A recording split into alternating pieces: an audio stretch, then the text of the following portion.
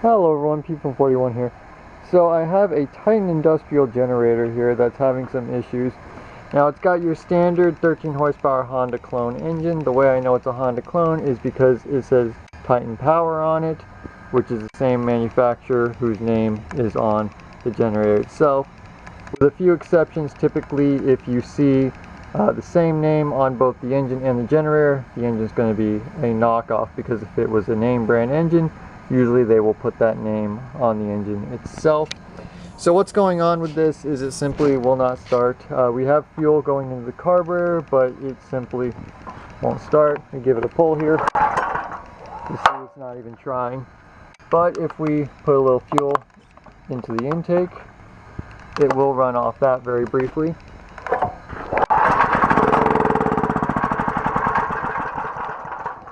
But then as soon as it exhausts all of that fuel, it immediately dies. So we're going to go ahead and clean the carburetor. So this air filter box has kind of an annoying design. You got to take all of these bolts out, or these nuts off, before you can get the air filter housing apart, so that you can get the bolts for the air box and the carburetor off. And this insert should come right out. Stuck in there a bit. Alright.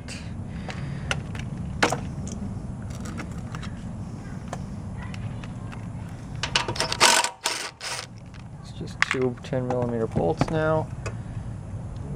That line up out of the way.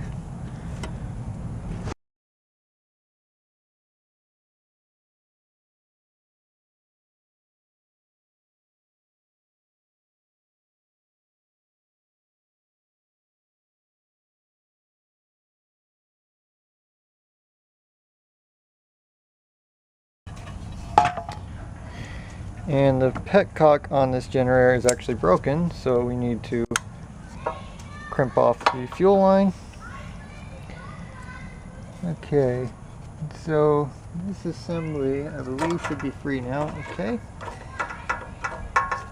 So this is our choke assembly, the very complicated bit. And it also contains the vent hose, and these things break a lot. I'm not really sure what that piece is supposed to do, but they break and separate pretty much constantly. So now we'll rotate the throttle linkage. I need to bring this out a little bit. Okay.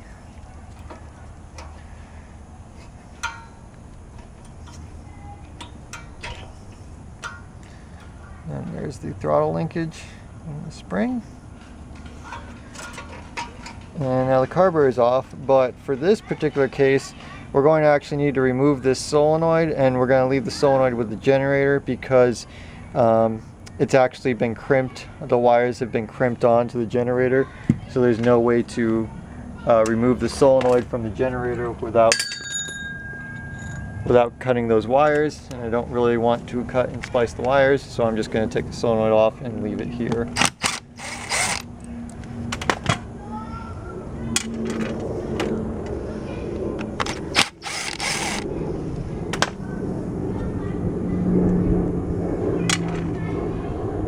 Our solenoid's out, and we can already see we got a little bit of grime buildup in there. So there is some gunk in this carburetor, but that's it. Let's take it to the bench.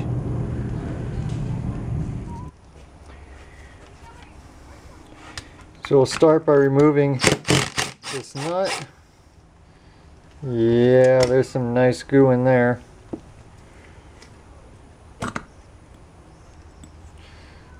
Yep. We got some pretty good buildup. Ball gasket looks like it'll stay in place. Pull the pin for the needle and the float. And yeah, I kind of figured that this would be jammed. So there's some grime inside of the seat, which is jamming up the needle, not even allowing fuel into the carburetor. Other than that, it's not quite as gooey as I expected.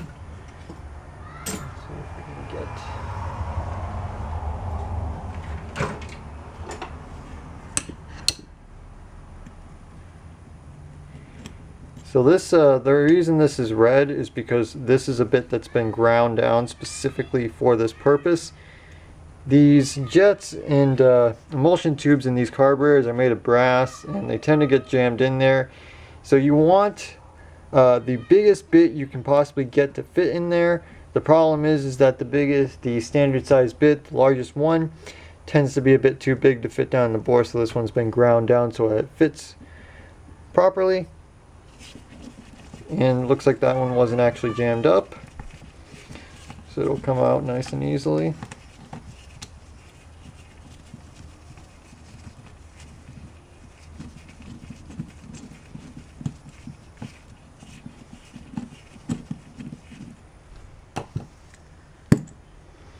Okay, so there is our main jet, and we still have the emulsion tube in there. See if that'll come out. Nope.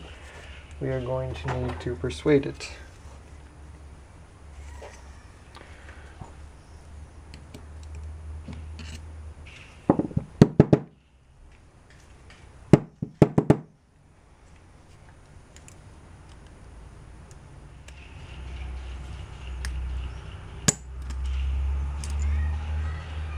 Okay, so there is our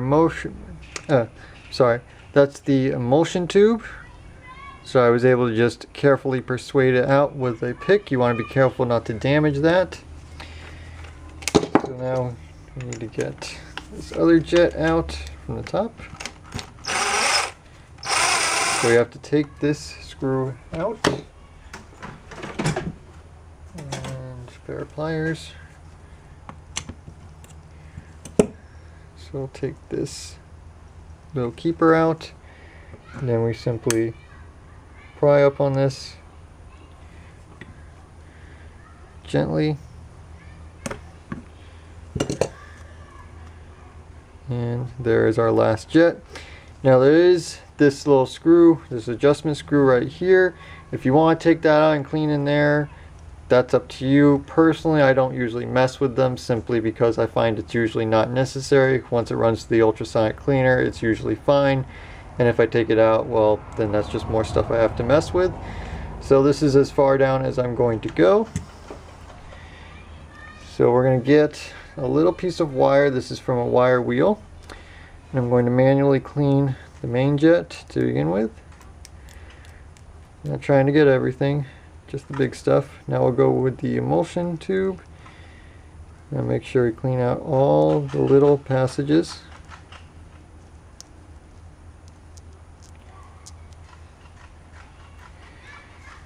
It's important that these are clean, or else it won't run right.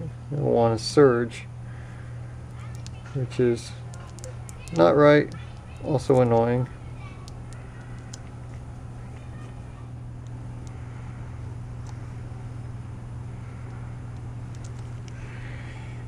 And there's no major obstructions down the center, so we don't need to worry about that. So now for our nut. Now there are a couple passages in here.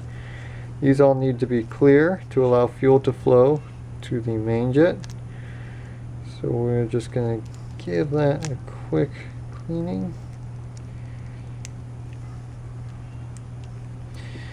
And now the hardest part, which is this tiny little jet.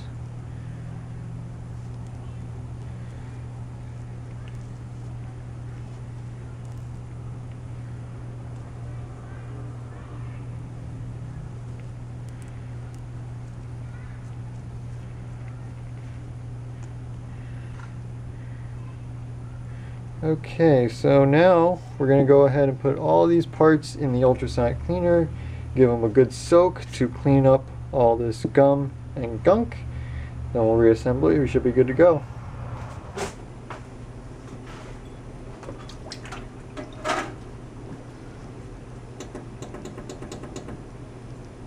So we're going to let this soak for about a half hour.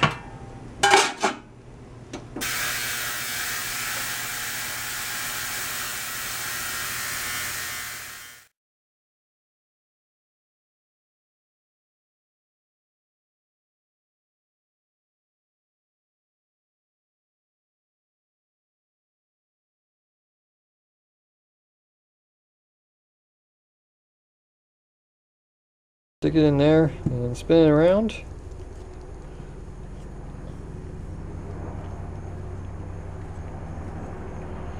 And you can see all the varnish and gunk that's coming off of there.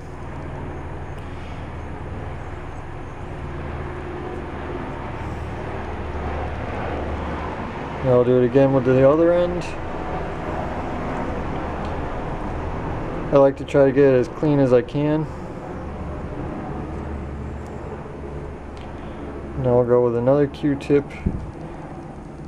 just to clean up a little bit more.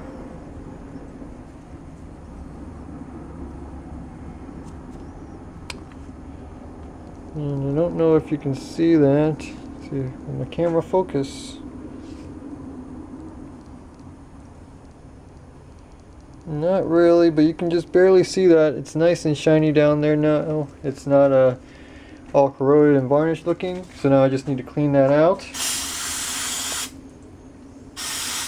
You need to make sure you get all of that polishing compound out, or it will end up jamming up the needle valve.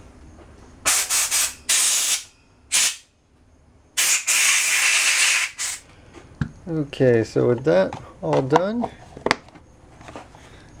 you can move back to the reassembly. So we're going to start with this jet. Now, if these rubber parts were in bad condition, I would just replace them. If they were torn or stretched or otherwise just no longer any good, but they all seem to be in good shape, so rather than replacing them, I'm going to reuse them. I'm just going to put a little bit of oil on there so that it goes together easier and to help it seal a little bit.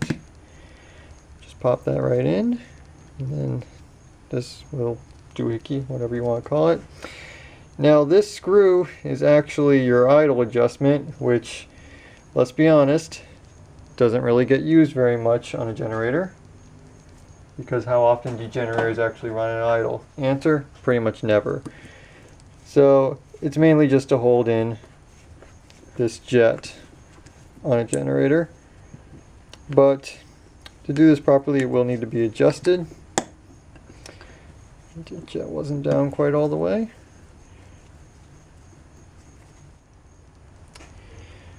So next is going to be the emulsion tube. Just drop that right in there. And then following that is the main jet. Drop that in there. We'll take our bit, thread this in by hand. You don't want to force these things because you can very easily damage them. And make sure, look in there, see if our emulsion tube is starting to stick out into the throat of the carburetor, letting us know that it is seating properly and not jammed up. We'll go ahead and tighten this down.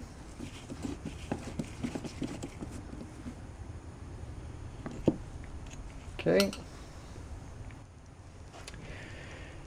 Now for the needle valve, and I ran this through the ultrasonic cleaner as well because it was gummed up and sticking before. I wanted to make sure it was nice and clean and wouldn't stick when I put it back in. Pin in.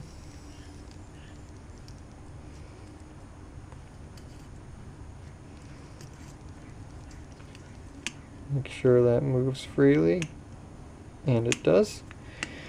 So put a little bit of oil on the bowl gasket to help it seal. And this oil will not affect the operation of the carburetor. As soon as the gas starts flowing through it, it'll get washed out. So now the bowl. And finally the main valve. We'll put a little bit of oil on that O-ring as well. So it's worth mentioning that I forgot to mention that this O-ring is there, and it stayed with the bowl when I took mine off, which is no big deal.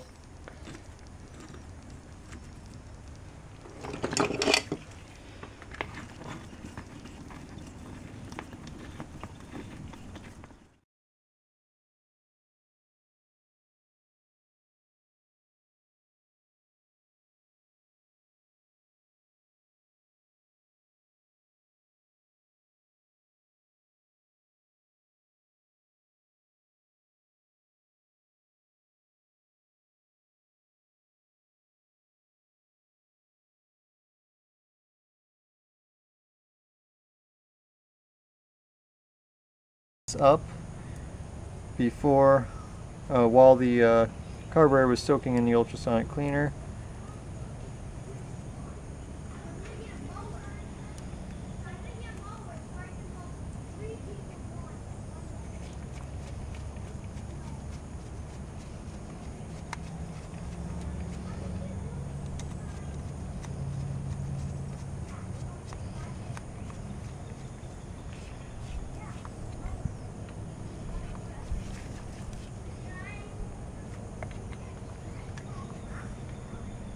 Okay, throttle linkage, spring,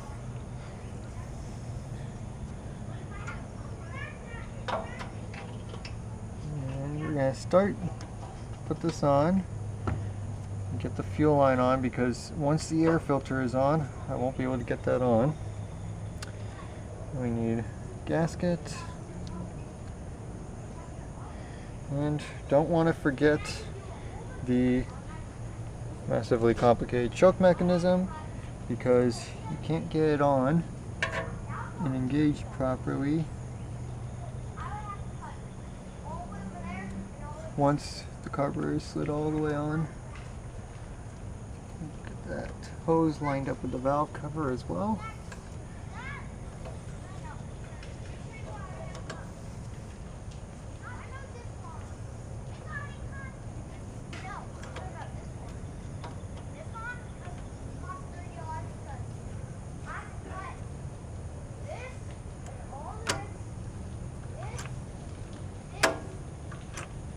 Making sure that that choke mechanism is working properly.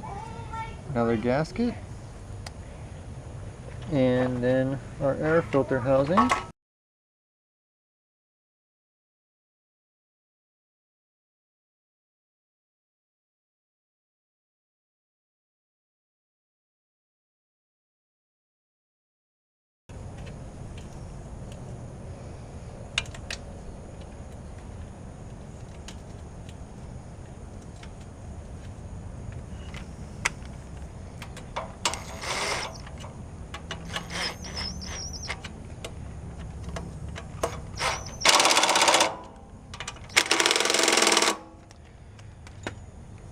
We'll get our breather hose back in there.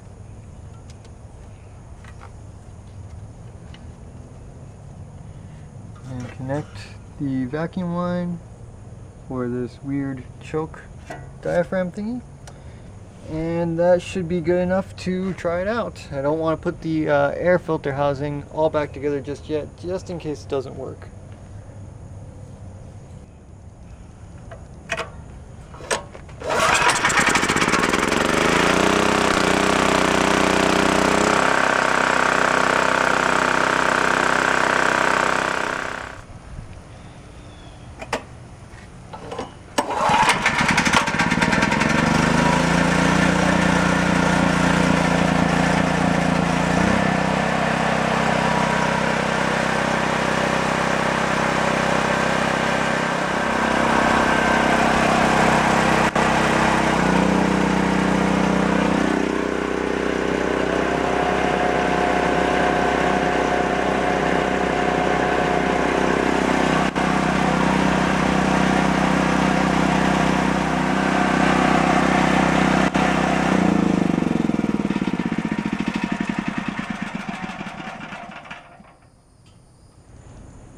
So the generator is operating normally again.